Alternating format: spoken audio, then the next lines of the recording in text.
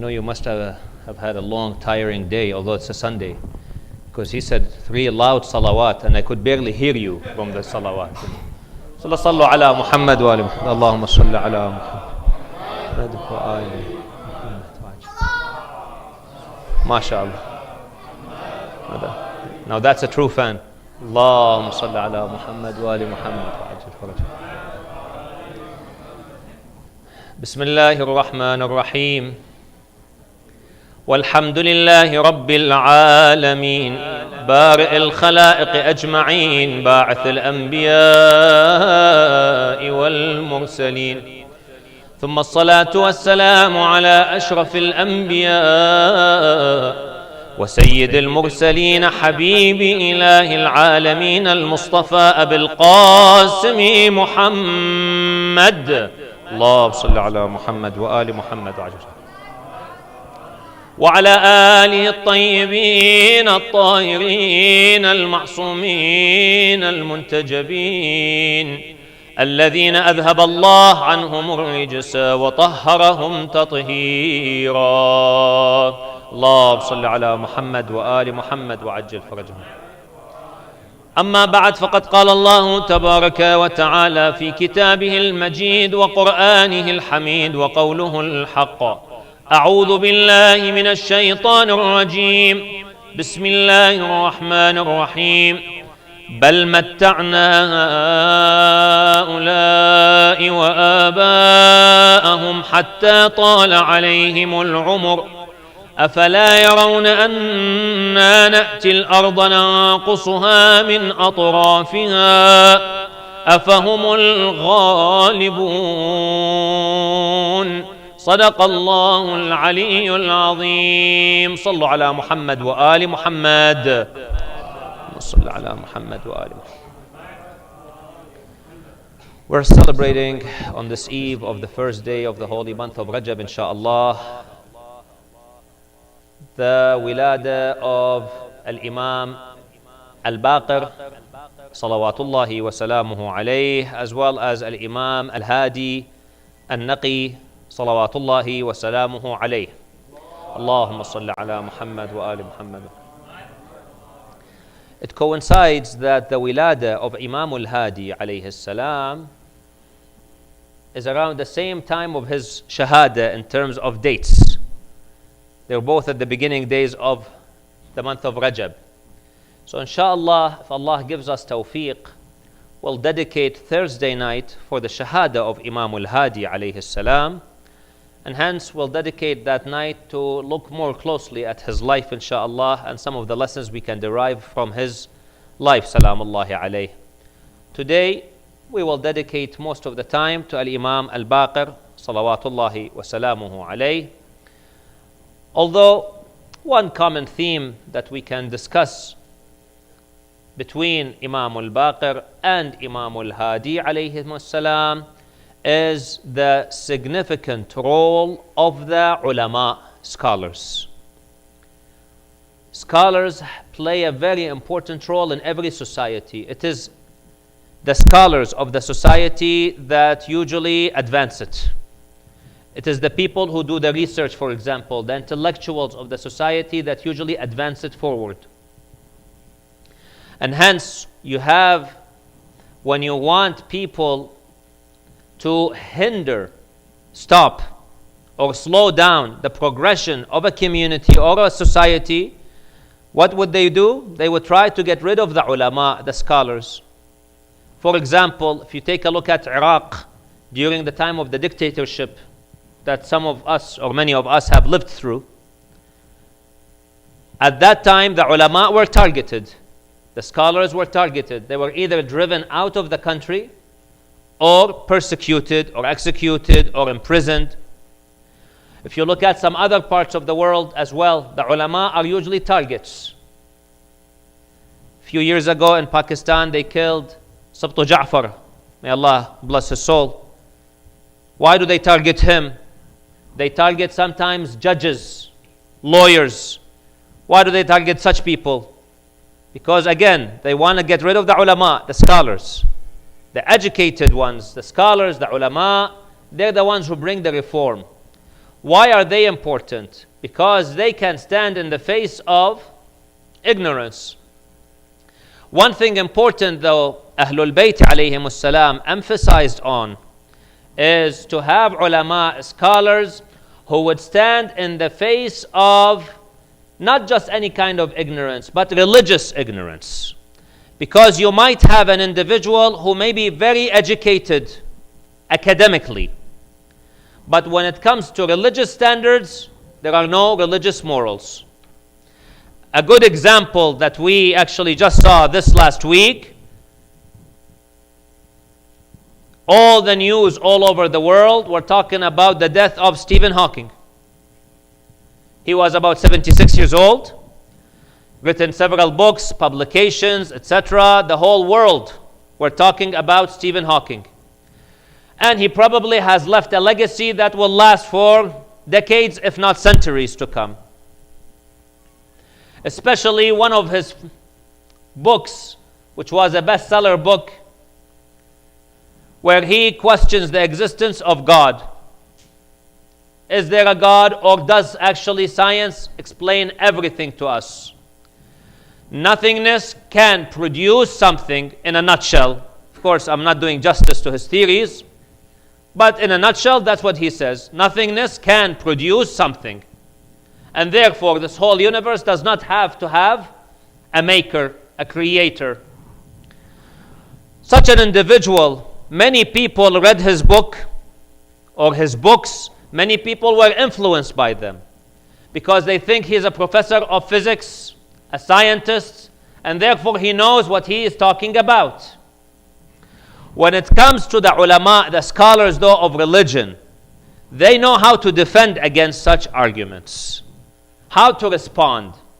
It is the ordinary people who do not quite understand the essence of religion, the basics, who will be overtaken by these sayings. And therefore, I mentioned earlier, a few days ago in Salat al-Jumu'ah, I've had a lot of discussions with youth, and not only youth, even older people who've read the books of Stephen Hawking and others like Stephen Hawking and have been influenced by them.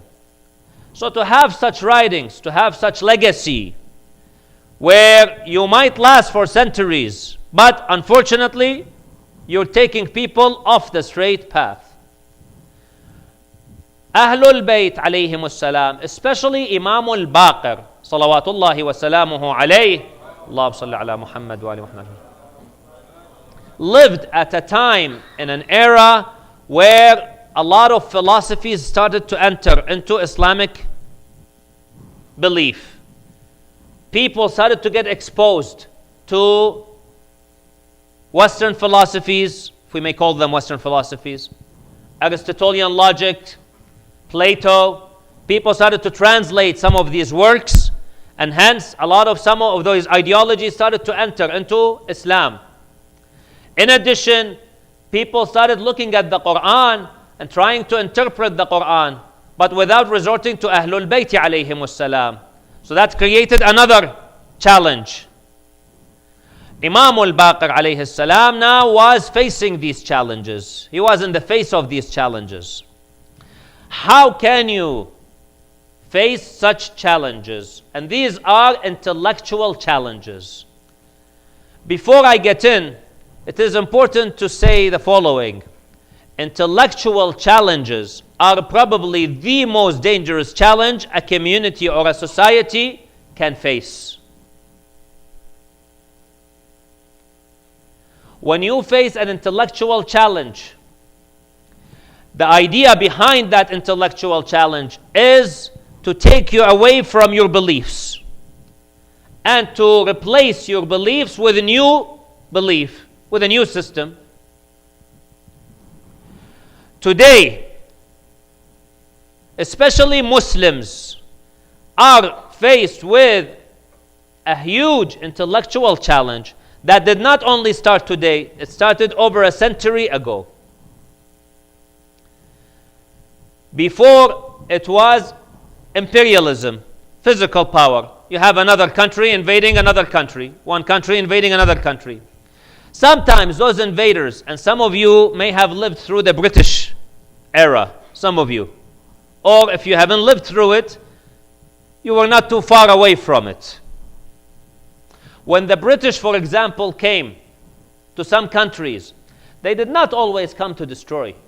In fact, if you look at some of the countries that were invaded by the British built universities, they built schools, they built roads. So if you think about it, they came to build. But what is behind those schools and universities? You find people were encouraged to go to these universities, to go to these schools, so that their ideologies would change, would be replaced. And therefore, people who started going to university, many of them, I won't say all of them, but many of them started to get distance away from religion. I don't know if you heard sometimes the term, those people are modern. People are modern. And when you look at them, what do you mean by modern? They're not very religious. So I sometimes argue with some people, I inform some people, I tell them, why do you use the word modern? Does that make us not modern? Do we live in caves? But that was the idea, the mentality that was introduced. If you are educated, you are modern. And in many cases, that equated with lack of religion. If you were not educated, usually people did not go to universities, they were a bit more religious. So there was a difference. Those who were educated usually were non-religious. Those who were not educated usually were religious, give or take. And hence it created this gap. If you want to become educated, if you want to become an intellectual, you want to become modern, you're going to have to go that path. Religion holds you back. This kind of ideologies were introduced at the time of Imam Al-Baqir alayhi salam. He was faced with some of these challenges. How do you face this challenge? There are three ways to face intellectual challenges. One, by force. You force people. You create a box and you keep everyone inside that box. Sometimes we see some dictatorships, some countries who try this. Does force work? No, it doesn't. So force is not the way to face intellectual challenges. What's another way? Emotions. Using hypes. Do you guys remember a few years ago, those of you who were around? Nowadays, mashallah, we've become really old. In 2008, when the financial crisis happened, do you believe it? 2008 was only 10 years ago? But if you look at those people, especially those youngsters, many of them were not even in existence 10 years ago, mashallah. Or 10 years ago, they were really young and they don't even remember what we're talking about. In 2008, when the financial crisis happened, do you remember that we are the 99% group, that came out? We're the 99%, a group came out of usually youth, a bunch of youth, and they occupied Wall Street, they occupied Bay Street in Toronto. Do you remember that movement? Okay, that movement was all slogans. Yeah, let's go, we are the 99%. I remember reading an article in the Globe and Mail newspaper about a journalist who went and interviewed the people on Bay Street in Toronto. It's like, what do you guys want? Okay, suppose now the government comes and says, okay, we're ready to listen to you guys. What do you want? We're the 99%. Okay, we know that. What do you want? Well, I don't know. Okay, who's your leader? Well, we don't have a leader. So, why are you here? One of them says, according to the article, my friends were camping out, so I thought I'll join them as well. I'll go with the flow. So the article said this movement is going to fail. It has no leadership. It has no targets, no goals, no plans.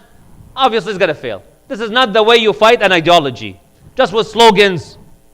Yes, people might get hyped for a moment, but eventually the thing will fade out and everyone's going to go away. So that's not going to work. The third methodology to fight against ideologies is with ideology. You sit down and you discuss it and you bring its fallacy. That's what then educates the people about it. But who is capable to sit down and discuss an ideology? That's where the role of ulama comes in. That's where the scholars come in. And that's why it is an extremely important role that Ahlul Bayt alayhimus salam played. When you have all these fallacies that you're being hit with, how do you face them?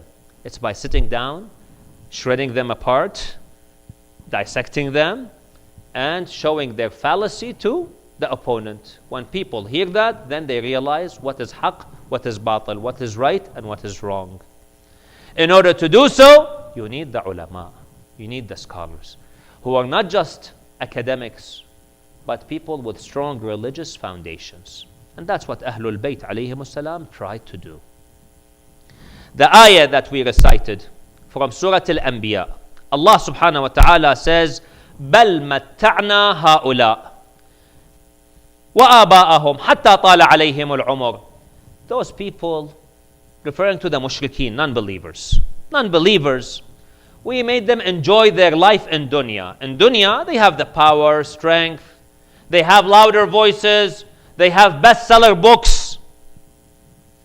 They lived a happy life, joyous life. Joyous not in the sense maybe of their, best shape, because Stephen Hawking would argue, I did not live a joyous life. I had a terrible life with my illness. We say, yes, but you had your fame, you have your legacy. In that context, he lived a joyous life, a respectable life. He was respected. Allah says, we kept those people. We leave them until they grow in their age. And then, أَفَلَا يَرَوْنَ. Allah says, do they not see أَنَّا نَأْتِي الْأَرْضَ نَنْقُصُهَا مِنْ أَطْرَافِهَا. Do they not see that we come to, literally, I will translate it and then I will go through the meaning of it. Do they not see that we come to the earth and we cut it? We cut the earth. What does cutting the earth mean? That's literal. What they mean could be two things. One, do they not see that one nation goes and another nation comes? One group goes, another group comes. One civilization goes, another civilization comes. No one will last here forever. Okay. Another meaning, according to Imam Al-Sadiq alayhi salam, he says, the ulama, the scholars. The scholars are the people who hold on the earth. What do you mean hold on to the earth, It means they shine light, they illuminate, they educate, they teach. And that's what Ahlul Bayt alayhimus salam did. When it came to ideologies like those said by Stephen Hawking, our Imams alayhimus salam were asked, especially Imam Al-Baqir and Imam Al-Sadiq alayhimus salam, both of them. They lived at a time of, like I said, philosophical and ideological revolution, new ideologies and new philosophies. Imam Al-Sadiq alayhi salam was asked, how do you know that this world has a maker? He replied, he said, when you see everything that has a beginning and has an end, it points to someone who made it. Do you not see that when you see a building that is so well made, you first ask who made it, who designed it? Then how could it be that this whole universe did not have a maker, a designer? How is that possible? Stephen Hawking, for example, suggests that nothingness can produce something, according to laws of physics, which basically, interestingly, by the way, he bases it on a theory called string theory. String theory is a complicated theory in mathematics and physics. One of the professors at the University of Davis, California, who is a professor of string theory, if you go to his homepage, he says that string theory is such a complex theory that we don't yet understand very well. That's what the professor at the University of Davis in California, University of California, Davis, he says, and he is a professor who specializes in string theory, Stephen Hawking uses that theory to say that nothingness can produce something. Well, if the theory is so complicated that we don't yet understand it, how can you use something that is not very well understood to conclusively say that nothingness can produce something? When people read this, they say, "Khalas, science has answered all our questions. That's it, it's done." Second question we have. So first of all, the theory itself is not very well understood. Second, since when have we seen nothingness produce something so perfect? No, think about it. Okay, they say nothingness produces something. If we say the theory is correct, hypothetically speaking, you know, that string theory that he bases his thoughts on. Okay, let's go with that assumption. Question, guys. How did he come up with this conclusion? Means he probably did some theories and studies, and there are some laws that he followed, or some theories that he followed. There is some formula, something. There is something organized, correct?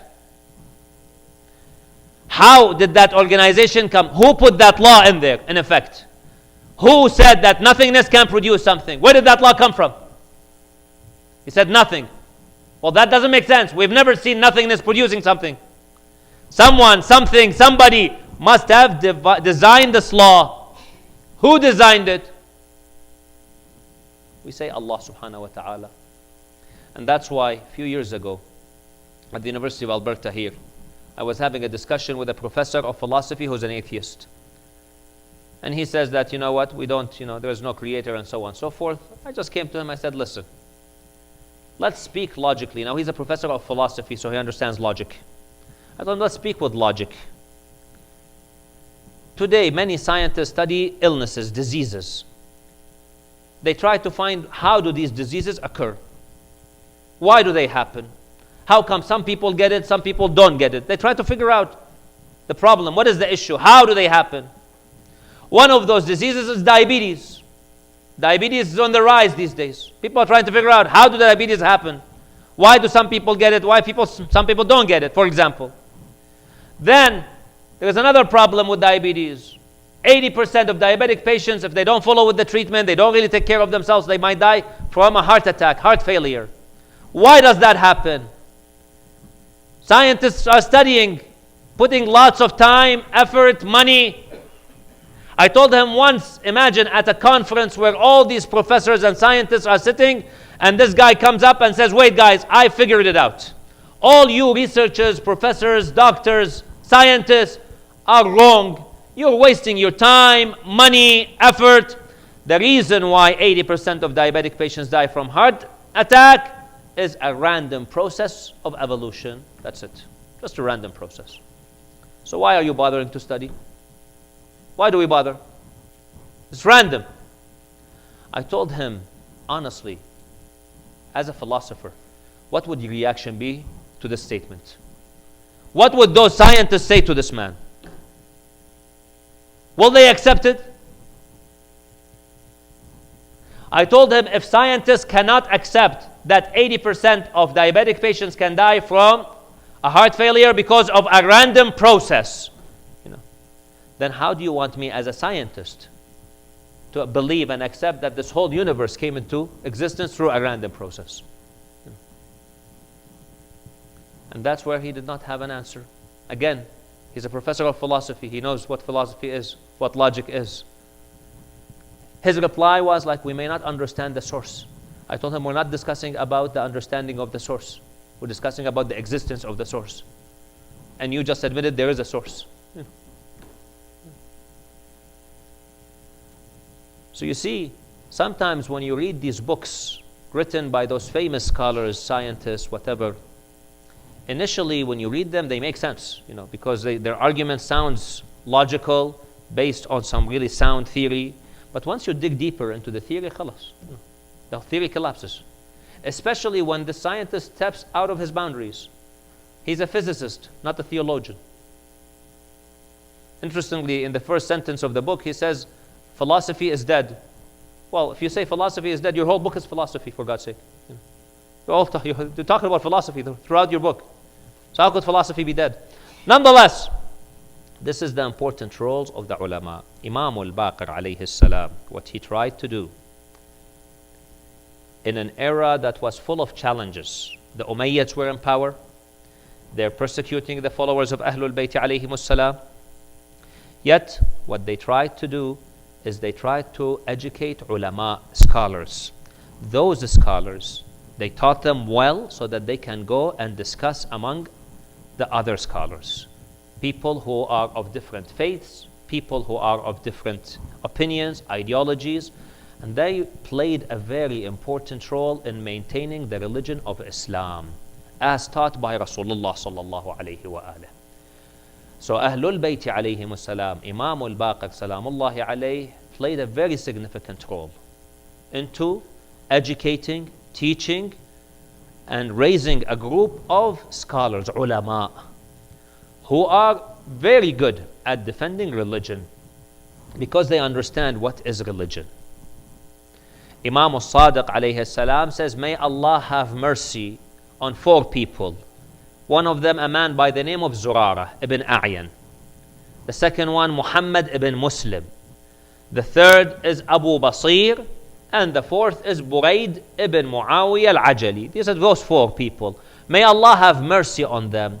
They carried the knowledge of my father, the ahadith of my father. And they spread the ahadith of my father. 4 people. Of course, there were also more than those 4. There was Abbad ibn Taghlib and many others as well. Ahlul Bayt alayhimus salam tried to raise this group of individuals, intellectuals, who would answer questions, discuss, get involved. And that really helped maintain our religion, brothers and sisters.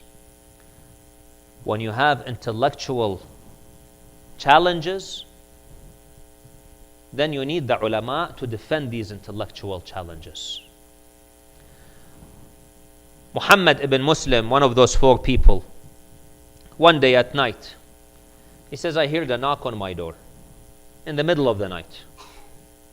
I woke up, I go downstairs, open the door, I find a lady. Yes, what would you like? She said, I have a problem. I said, what do you want? She said, my daughter is 9 months pregnant and she's gone into her labor. But she died. She died in labor. Back in those days, that was common. Until now they discovered all these medications and all those technologies. But before, it was common for many women, unfortunately, to die in labor. So my daughter died in labor. Now I can see the child, the baby inside her, is alive. I can see the child is alive. What do we do? What is the hukum? What shall we do? Because on one end, the hadith of the Prophet ﷺ says you cannot mutilate the body of a dead person. You cannot harm him out of respect and dignity to the dead person. On the other side, you have a living person, or a living child. So what do you do? Muhammad ibn Muslim told her, I heard from my teachers, referring to Imam Al-Sadiq and Imam Al-Baqir alayhim as-salam. He said, I heard from my teachers. They say, in such a case, you take the baby out of the child, out of the mother. If the mother dies, get the child out. So do some surgery and take the child out. That's fine. To save and protect the life of the child. She said, okay, thank you very much. So I'll go quickly and tell them what to do. Before she goes, he said, wait a minute. Who told you about me? How did you know about me? She said, well, to be honest with you, I actually went to Imam Abu Hanifa al-Nu'man, Abu Hanifa, the Imam of one of the 4 Sunni rites, Abu Hanifa. I went to him. I asked him the question. He did not know the answer. He told me, go to Muhammad ibn Muslim. He will tell you the answer. Once he tells you the answer, come and tell me.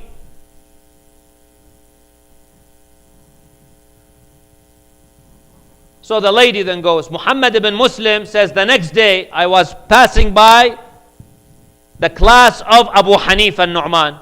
His class, he had a class. I was passing by his class. I heard him discussing this question with his students.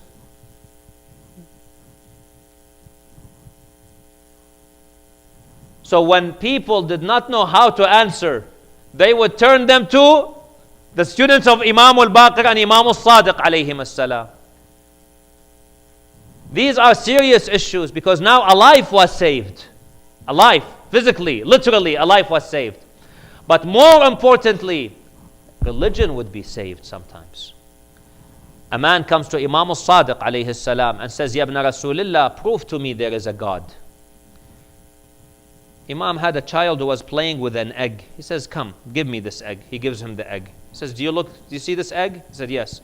He says, do you see on the outside there is that hard shell? He says, yes. He says, do you know on the inside there is a very soft shell? He says, yes. He says, then when you open this egg, you'll see there is the yellow part and the clear part. He says, yes. He said, do you notice that they're not mixed usually? He says, yes.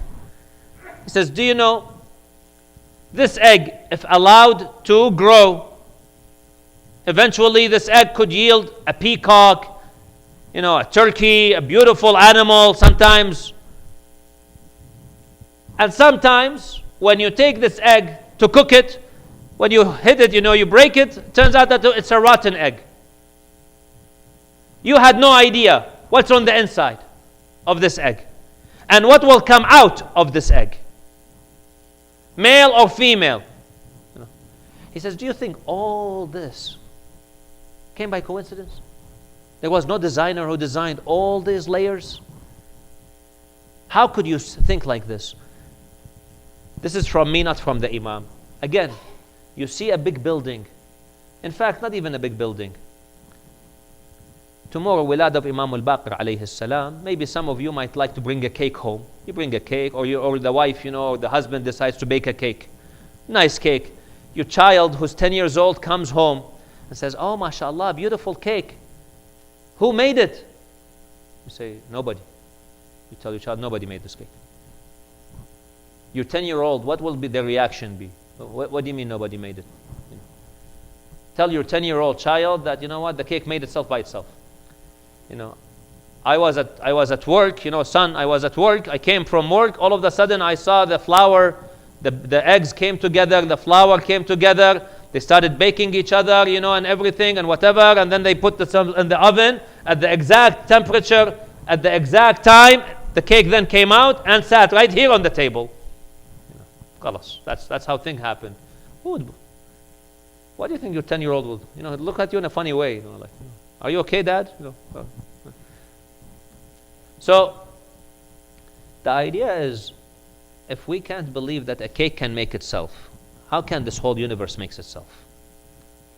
Just logically impossible. Even by the theory of probability, as some mathematicians have done, using the theory of probability, it is impossible to imagine that this universe made itself by itself. It's impossible. Especially when it's so perfect. Imam adds later on in a different hadith, he says, if the sun made itself by itself, okay, why is it that, for example, one day it doesn't rise?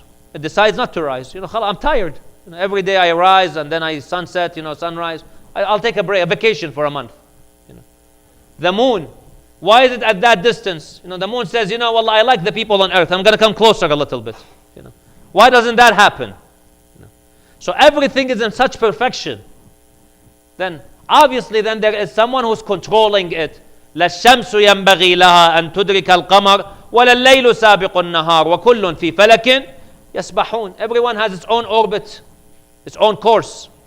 That's what Ahlul Bayt alayhimus salam. So Imam Al-Sadiq told him, do you think all this came from not a maker? This egg and all that example? The man said, you're right, Ibn Rasulullah. I never thought about it that way. With this example, now I cannot deny the truth. And he did sujood and said, Ashhadu an la ilaha illallah. So, this is what important role of the ulama. That's why the hadith says, when a alim dies, a big vacuum is left in the community, in the society. This vacuum is not repaired when one alim dies. Because the ulama are the ones who bring light and they bring life to a community, to a society. Recently, you guys remember, we saw in Iraq a few years ago when the terrorists came in to Iraq. Do you remember what happened, the news? 2/3 of the country were swept away in about 2 days. 2/3 of the country. You guys, those of you who are older, you remember. Do you remember that? Okay. And the plan was to take over the whole country. It would not have taken much to take over the whole country. Who saved the country? Who protected the country? Where were the people who are like the intellectuals and the academics? Where were the modern people? Where were the people who criticized the ulama and the role of the... Where were they? What role did they play? It was the ulama of Ahlul Bayt alayhim as-salam. They're the ones who saved the life of people. And they saved the country with one fatwa. They did not have weapons. They don't have a military. They don't have arms. One fatwa, pen and paper, that's all they have. Issued one fatwa, one ruling, and you saw how the situation turned around. And alhamdulillah, now the country is in peace because of that. One fatwa. When intellectual theories come, the same thing. Ulama are the ones who stand up to defend those intellectual ideologies and attacks. Some of our ulama have written about Marxism. They have written about socialism, capitalism, and so on and so forth, where we have the Islamic theories. Where did all these come? They came from Ahlul Bayt alayhim as-salam. Imam Al-Baqir, Imam Al-Sadiq, Ahlul Bayt alayhim as-salam laid the foundations for all these teachings. And so the ulama then picked up these teachings and they passed them on to the communities. This is one of the important roles that Imam Al-Baqir alayhi salam played, where he raised intellectuals, scholars who would face the challenges and the intellectual invasion of his time. What we need to do today to face the intellectual invasion of our time is to resort to the ulama of this day. Read some of their books, listen to their talks, so that we can understand the essence of our religion and how beautiful it is. Allah has given us the perfect religion. أكملت لكم دينكم وأتممت عليكم نعمتي. I have completed the religion for you and perfected your religion for you. رضيت لكم الإسلام. I have accepted Islam as your religion. Then why is it that we turn away from it? Why is it that we don't listen to it? We don't follow it? So let's go back to the rulings of the ulama and the teachings of the ulama. We pray to Allah subhanahu wa ta'ala to guide us inshallah on the straight path and to keep us inshallah among those who are mu'mineen, muttaqeen and adhering to the path of Ahlul Bayti alayhimus salam. Raise your hands in the dua, mu'mineen and mu'minat. May Allah accept our hajat. This is inshallah the eve of the first day of Rajab. This is the night of the first day of Rajab, a great month, a holy month, and the eve of the wilada of Imam Al-Baqir alayhi salam. So indeed, inshallah, it is the time when dua are accepted, inshallah, and hajat are fulfilled. أعوذ بالله من الشيطان الرجيم بسم الله الرحمن الرحيم أمن يجيب المضطر إذا دعاه ويكشف السوء أمن يجيب المضطر إذا دعاه ويكشف السوء أمن يجيب المضطر إذا دعاه ويكشف السوء أمن يجيب المضطر إذا دعاه ويكشف السوء أمن يجيب المضطر إذا دعاه ويكشف السوء اللهم اكشف عنا السوء يا الله اللهم بفاطمة وأبيها وبعلها وبنيها والسر المستودع فيها وفقنا لما يرضيك جنبنا معاصيك اجعل عواقب أمورنا إلى خير اجعلنا وذريتنا إلى يوم الدين من شيعة أمير المؤمنين عليه السلام المتقين ومن خدمة الحسين المخلصين رب اغفر لي ولوالدي وارحمهما كما ربياني صغيرا اجزهما بالإحسان إحسانا وبالسيئات غفرانا رب اجعلني مقيم الصلاة ومن ذريتي ربنا وتقبل دعاء اللهم عجل لوليك الفرج واجعلنا من شيعته وأنصاره وأعوانه والمستشهدين بين يديه اللهم كن لوليك الحجة ابن الحسن صلواتك عليه وعلى آبائه في هذه الساعة وفي كل ساعة وليا وحافظا وقائدا وناصرا ودليلا وعينا حتى تسكنه أرضك طوعا وتمتعه فيها طويلا برحمتك يا أرحم الراحمين. For the arwah of all mu'mineen and mu'minat, for the fulfillment of the hajat, for the shifa of those who are sick, and to hasten the reappearance of our Imam Ajjalallahu Ta'ala Farajahu Sharif, and for the arwah of all our marhumeen and all the mu'mineen and mu'minat, especially for the ruh of marhum Sayyid Ali, who was just buried today. رحم الله من يقرأ السورة المباركة الفاتحة مع الصلوات. اللهم صل على محمد.